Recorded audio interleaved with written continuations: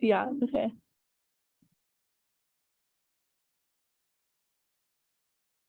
Okay, hi everyone. Welcome to the info night for Global Brigades.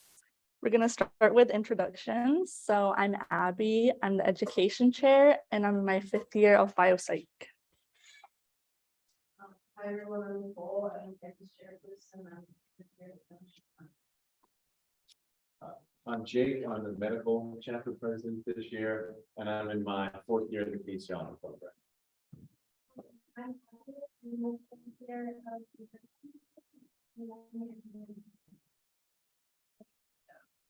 Kat.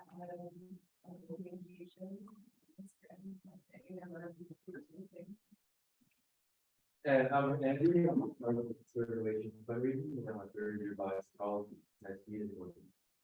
And then the line to be here today, but she's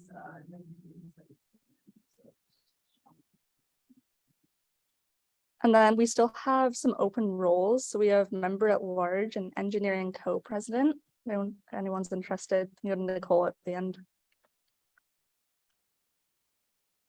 All right, so what is Global Brigades? It's the largest student-led nonprofit. We work to empower communities in the rural areas of our partner countries by providing support for them to reach their development goals in a sustainable way. Our mission is to inspire, mobilize, and collaborate with communities to achieve their own health and economic goals. Our vision is to have millions of empowered community members with the resources and capacity they need to thrive. And our values include empowerment, our holistic approach, scalability, sustainability, and financial transparency. Global Brigades has 684 partner communities in our 6 partner countries, and those are Honduras, Panama, Nicaragua, Guatemala, Ghana, and Greece. We have graduated 43 of our 684 partner communities to the empowered status. This means that they've reached the goals they've set for themselves and have met Global Brigade's 6 goals for empowered status. The 6 goals are shown up there, and they're derived from the United Nations Sustainable Development Goals centered around healthcare, clean water, and economic development. Global Brigade started as a medical mission trip of Marquette University students to Honduras. GB was founded when the students from that trip returned to the States and realized that only addressing a community's medical needs was just a band-aid fix for more systemic issues in the community. From this realization, a few of these students founded Global Brigades and derived our holistic model from the UN Sustainable Development Goals 3, 6, and 8 in order to provide a balanced approach to our work with communities on their development.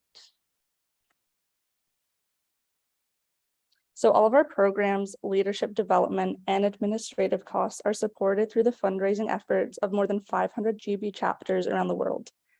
All of our projects involve community member involvement, formation of committees, and long-term funding streams for future sustainability. We believe that the empowerment of local leaders is the only way that programs will continue to be maintained and grow once GB transitions its partnership with a community to follow-ups. Our local staff members are the driving force behind program development, brigade coordination, community follow-up, and impact measurement. We believe that programs should be led by locals and in working with local governments instead of against or in the replacement of.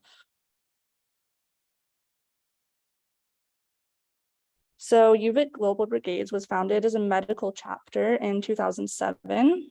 This year, our medical chapter will be traveling to Guatemala from May 7th to 14th. Engineering is our newest chapter, and that was founded in 2019. At UVic, we have helped over 7,750 patients across access healthcare, and over 700 people have benefited from water systems that we've designed. So we have some dormant chapters, and that includes business, which helps educate community members on the importance of saving, investments, financial literacy, and marketing through workshops. We have water, which put the plans from a previous engineering brigade into action and help build a water system. And then public health, which builds eco stoves and hygiene stations. You can also start a new chapter. So legal empowerment is the only type of brigade UVic has not been involved in. On a legal empowerment brigade, you would learn about the Honduran legal system and help with legal education workshops, research, legal clinics, educational charla, and show off what you've learned in a mooting activity. So if anyone is interested in the business, water, or public health chapters or starting a legal empowerment chapter, you can become a chapter president and work with our campus chairperson, Nicole, to reinstate or start a chapter. You can run a brigade or tell a brigade and go on a brigade with another university.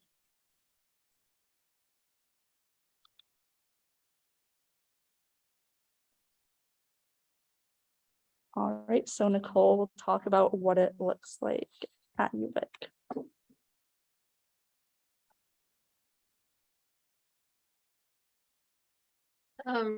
So basically at UVic, we just let you guys like pick what you want to do.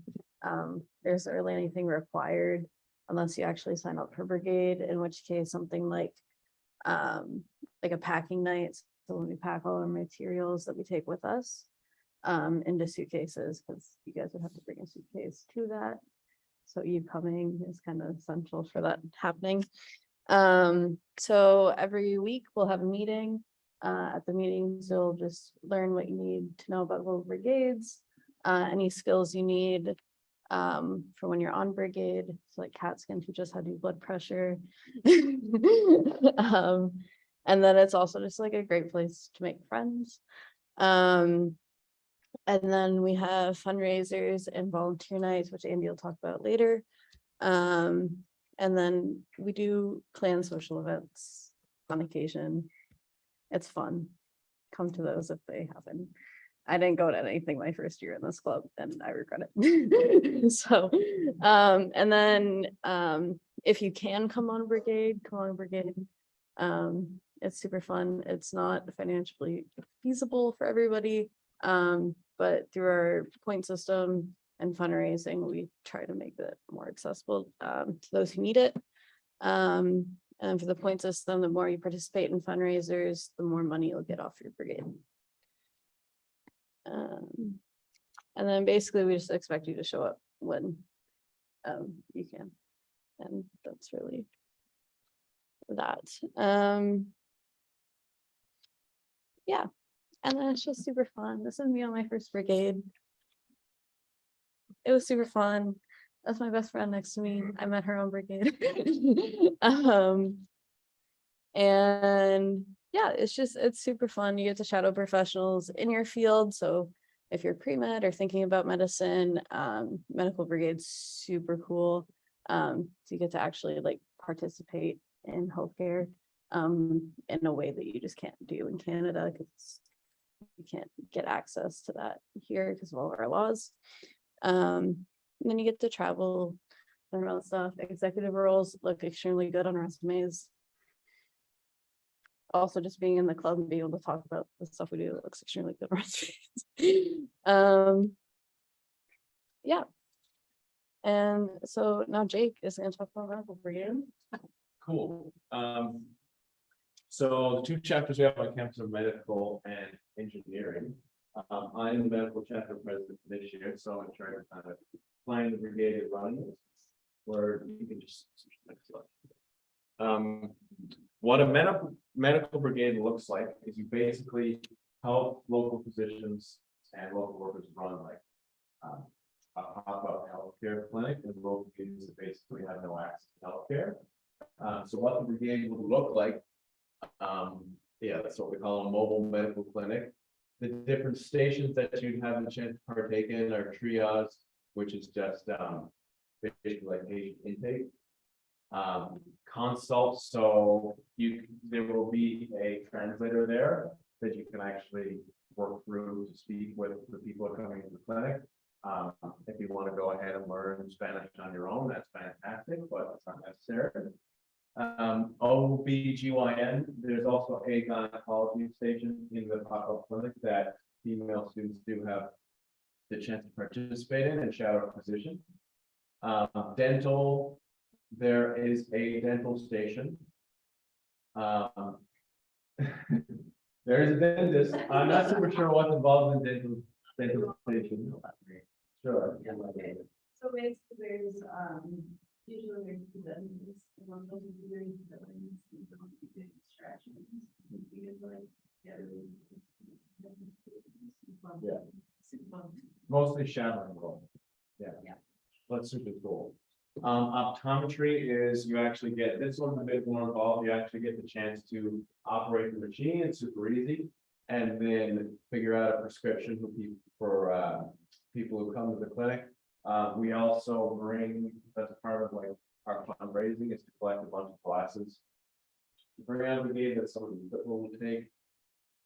Pharmacy, so Global Brigade runs a pharmacy. We don't take any of the medications. The medications are supplied by the local physicians there, and we sell them at wholesale.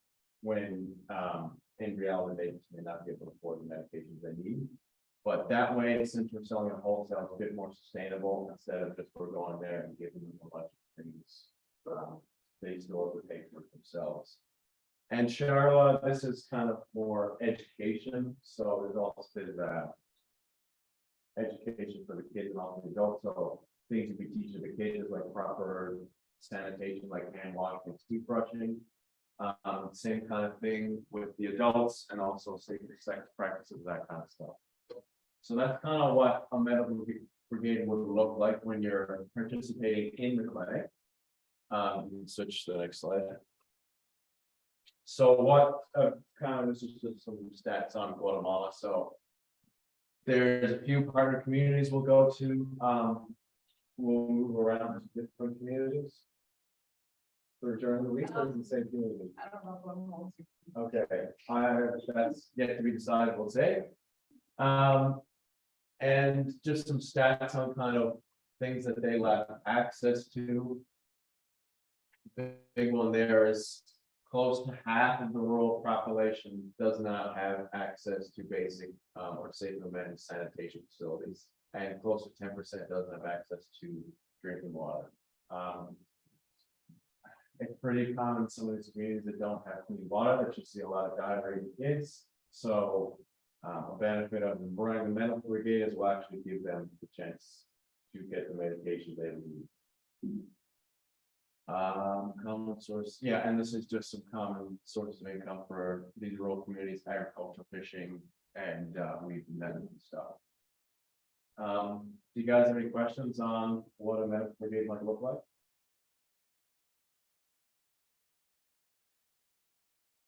Yeah. Taking off brigade, but how do you get inside? Where you that's not why. Yeah. So there's a lot of differences in each country that you can go to. Some of the countries you can't run medical brigades. Some countries like they only have water. There's only certain chapters. Quite frequently, our club is found in Honduras. Me, Nicole, actually in Honduras this summer. So Guatemala, it's one of the countries a little bit more in need. It doesn't get, there's not as many brigades going there as say Honduras, and it's also just a country that our club has never been to before. And it's also a super cool place to live.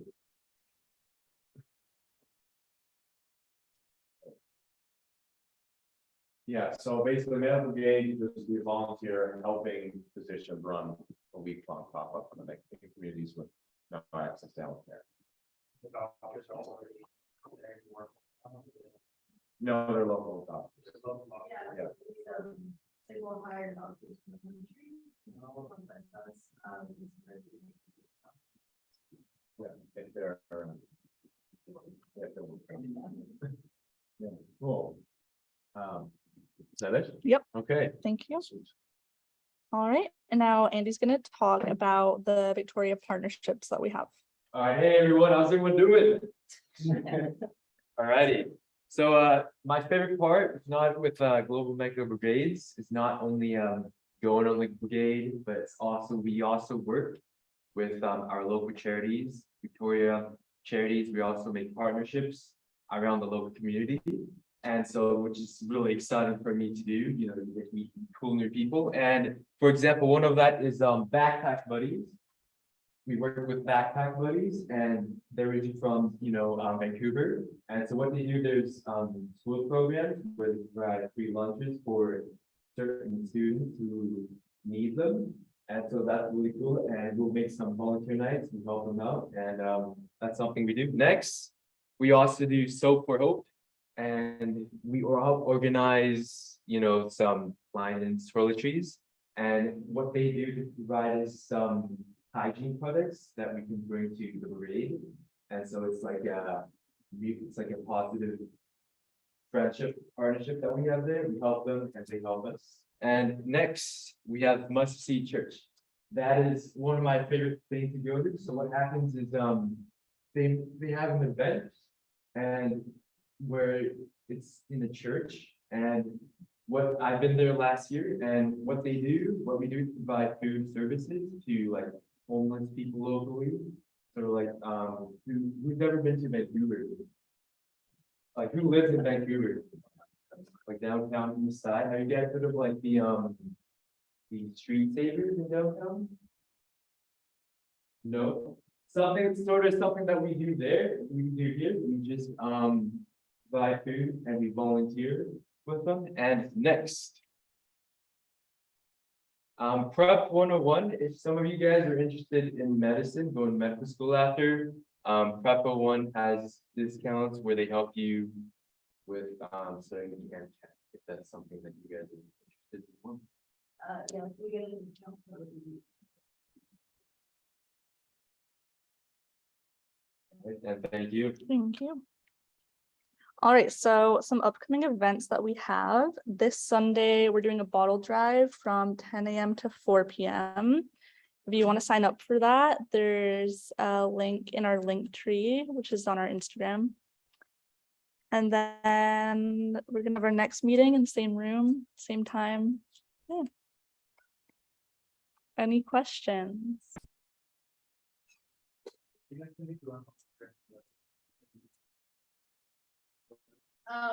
Basically, like, it was pretty much the things, just lined up. Yeah. And so you have things like that. Every week. Yeah, it's just looking over the numbers too. There'll be a bit more interactive. Some like those use for medical. There'll be more special and this is-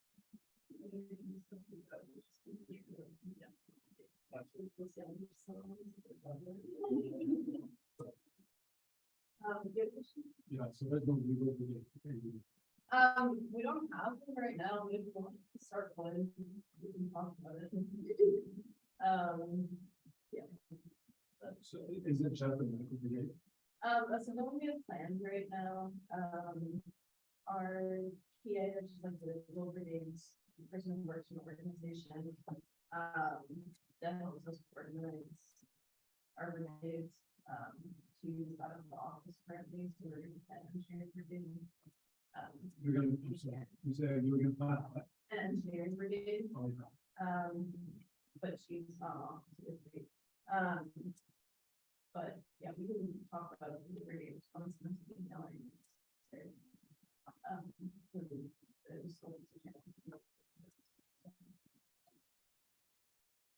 or how much does it usually go on? Sorry, how much is that? Okay. So that kind of depends on how many volunteers we get with us. So minimum to run our own medical brigade is 18 volunteers. And the donation goal for each person is 1840. But if you participate in fundraising throughout the state, that number will drastically go down. Their first brigade, like two, like so, which I'm moving like what there's but it wasn't that bad. Like when I first heard the number two, I was like, oh my gosh. That was crazy. Plus, we're going on code figures.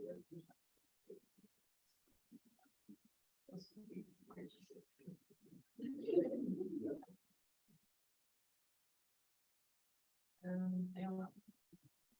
And sorry, if we don't make the 18 cutoff, we do have the option of participating in a different chapters, or clubs, I should say, brigade. And I think that would be slightly more expensive, I think it's $2,000 on the dot. Yeah. But still, again, that we try to go down. Participate in this. Yeah, Would it be the same traffic? Or it would be the exact same trip with a different university chapter. Yeah. it's just for- UBC. Yeah, it's with us too. And then you used to be working for some fun. Yeah.